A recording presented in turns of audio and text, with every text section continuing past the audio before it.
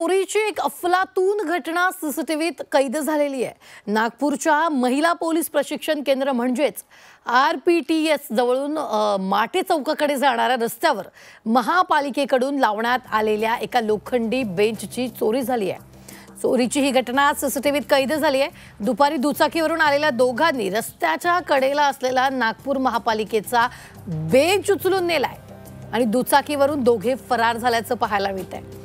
दुचाकीवर भला मोठा बेंच, लोखंडी बेंच घेऊन हे दोघे जात असताना आपल्याला पाहायला मिळते। नागपुरात हा व्हिडिओ चांगलाच व्हायरल झालाय।